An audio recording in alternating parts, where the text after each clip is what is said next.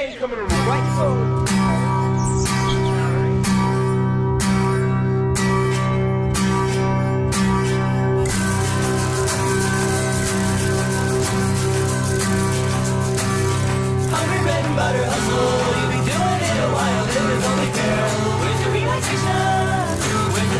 Alors, nous avons 5 revendications claires qui ont été établies en coalition avec l'ensemble des organismes trans qui font partie du réseau de santé trans au Québec.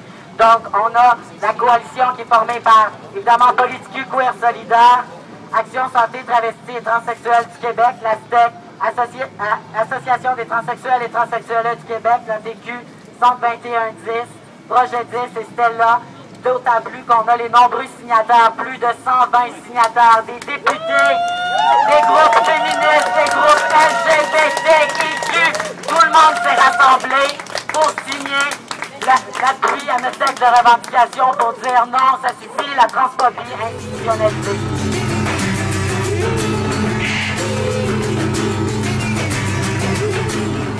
Ça fait déjà 40 ans qu'on a convenu que l'État n'a pas sa place dans les chambres à coucher de la nation. Mais pourtant, l'État civil n'a pas compris encore qu'il n'a pas sa place dans nos culottes. Encore Anaïs est en train d'expliquer ici l'orientation. Les LGB, vous la connaissez toutes. Nous, qu'est-ce qui nous intéresse de ce côté, c'est notre identité, c'est pas seulement l'orientation qui est important pour nous, c'est notre identité trans. C'est ça que ça veut dire, identité tech. Bien, pour plusieurs raisons. La première, j'étais très impressionnée par le travail que Politique a fait. Et la coalition aussi qui y est associée. Pour réunir autant de gens, de supporters pour une cause qu'on travaille quand même depuis quelques temps auprès de l'État civil, qui est la faciliter les changements de nom et deux, faciliter, permettre le changement de sexe sans être obligé de subir des chirurgies pour les personnes transsexuelles ou transgenres. Si, parce que mon processus a été long, il a été frustrant. Moi, j'ai dû passer par la stérilisation. Ici, je suis mobilisée contre les règles de stérilisation forcée, la difficulté d'accès au papier pour changer son nom. Au Québec, entre autres, ça prend 5 ans, ce qui est ridicule, et une lettre d'un psychiatre. 5 années, ça fait beaucoup quand tu utilises un nom, donc ça peut causer beaucoup de problèmes dans ta vie. Moi, je le vis à tous les jours. Donc pour moi, c'est très important d'être capable d'avoir accès à ça. What we are asking for here today, make access to appropriate documentation possible to those who identify as gender variant without requiring surgical intervention.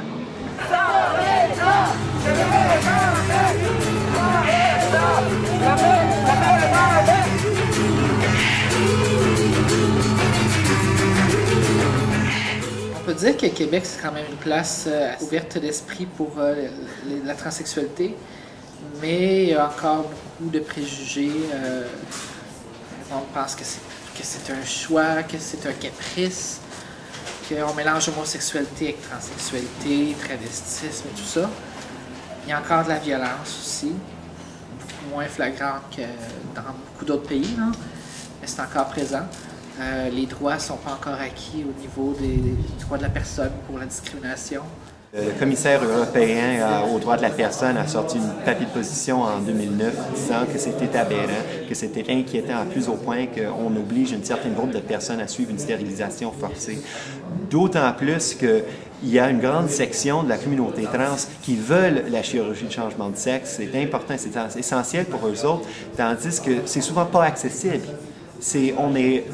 On se ramasse dans un catch-22 dans lequel on exige quelque chose qui est souvent même pas accessible. Difficile, arriéré. En fait, la plupart des autres pays font des mouvements pour faciliter l'accès et puis l'égalité aux droits, aux services sociaux. Le Québec est immobile, ça fait des années qu'on en parle. Justement, les longs délais, les procédures à n'en plus finir, les papiers, les coûts. Aller voir un psychiatre, c'est pas pour tout le monde, c'est pas accessible à tout le monde. Donc si tu es trans et que tu n'as pas d'argent, tu peux pas transitionner. Moi, je suis chanceux, j'ai un bon travail, donc je le fais. Je trouve déplorable que les règles que fixe l'État civil afin de déterminer qui est homme ou qui est femme forcent les personnes trans à constamment donner à de parfaits inconnus des détails sur leurs organes génitaux. Si j'ai eu ou non l'opération, comme on me le demande tout le temps, ça ne regarde personne d'autre que moi. Je pense qu'on devrait carrément questionner l'État civil sur la pertinence du maintien de la mention de sexe sur les papiers. De manière plus générale, je pense qu'il faut aussi qu'on dénonce le droit que s'est arrogé l'État civil de rendre public notre aptitude à nous reproduire ou ce qu'il y a dans nos sous-vêtements, car autrement, on passe à côté de quelque chose d'essentiel. Moi, je suis travailleuse sociale aussi, je ne l'ai pas dit, mais je suis travailleuse sociale. Ça m'est arrivé dans le cadre de mon travail dans une école, dans un cégep, de rencontrer quelqu'un qui allait être en transition, qui allait commencer l'hormonothérapie. Donc, il y a eu beaucoup de questions qui ont été soulevées en lien avec dans quelle salle de bain je vais aller, comment je vais être reçue dans mes classes, dans quel vestiaire je vais aller pour aller à mon cours en éducation physique. Rather than acknowledging that it is our right to identity documents that reflect our gender, we need the Directeur de l'État civil to recognize that our livelihoods and our lives are put at risk by having documentation that does not reflect our gender. Many of us walk among you every day unnoticed until we show our driver's license. When we present an identity document that does not match our appearance, we can be and have been discriminated against, harassed, and exposed to violence. People become confused and no longer treat us as they would anyone who possesses identification that is congruent with their gender presentation. The Directeur de l'État civil requires that an applicant have a serious reason to change their name on identity documents. Surely, discrimination against us and causing confusion in others are serious reasons to change our identity documents.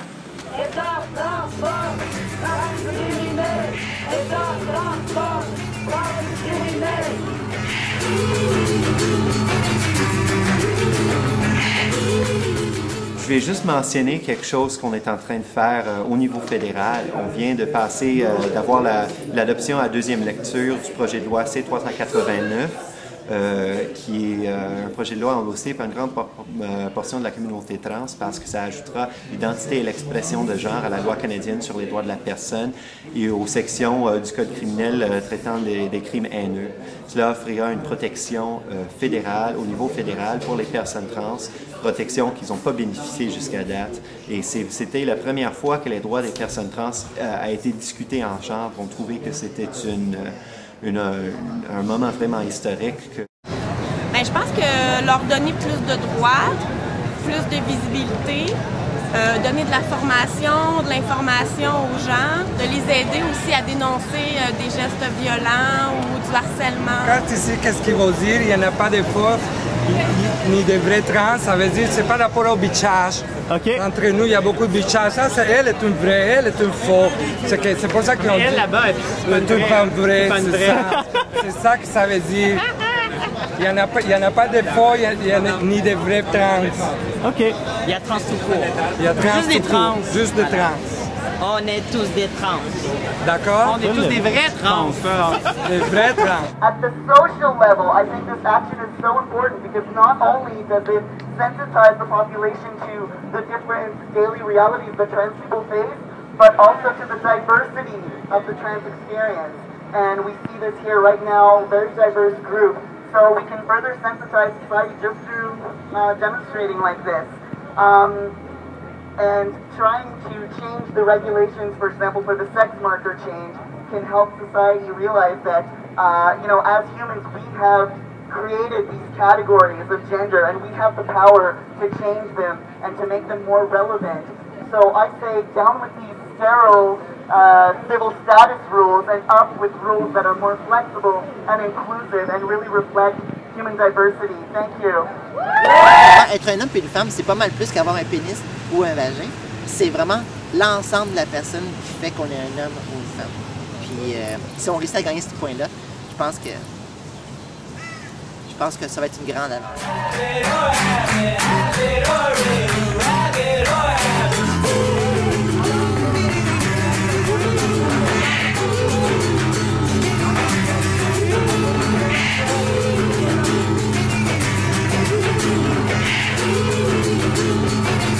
Mon nom est Alexandre Barry, je suis un homme transsexuel, je suis féministe, je suis queer, je suis bisexuel et fier de l'être. Je fais partie de l'ATQ, Je fais partie de Politique Queer Solitaire, un groupe militant activiste. Je veux d'abord remercier toutes les personnes transsexuelles, transgenres, genderqueer, queer, ambigenres, non-genrées et toutes les personnes alliées qui se sont rassemblées ici aujourd'hui. Merci. Aujourd'hui, c'est un grand jour, c'est un moment historique. J'ai envie de pleurer de joie parce que pour la première fois dans toute l'histoire du Québec, un rassemblement de ce genre, où personnes trans et leurs alliés LGBTIQ, féministes et autres groupes communautaires se rassemblent publiquement dans la rue fièrement pour dire non à la transphobie. J'ai envie de pleurer de joie en tant que transsexuel parce qu'on est en train en ce moment même d'écrire une page super importante de l'histoire transactiviste au Québec.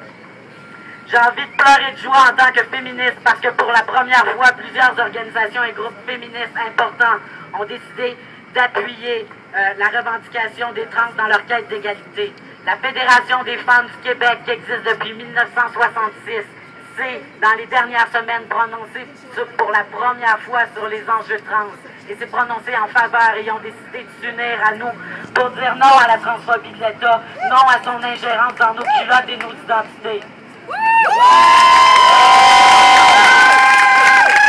J'ai envie de pleurer de joie en tant que bisexuel parce que pour la première fois quasiment, la quasi-totalité des groupes, organismes, organisations gays, lesbiennes, bisexuelles au Québec ont décidé de s'unir à nous pour lutter contre les discriminations qu'on vit au quotidien.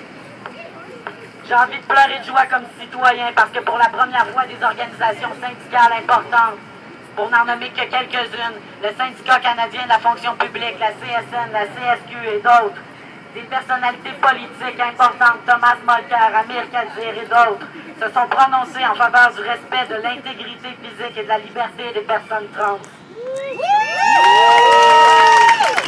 And to everybody who came here today, I think it's really awesome to see so many people.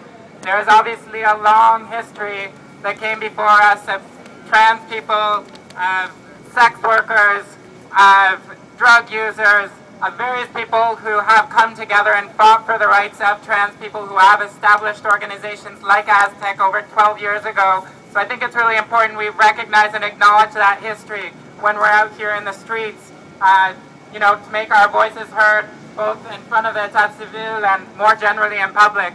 But I think it's also historical that we all came together here and we're visible and we're taking a stand. I think it's great. I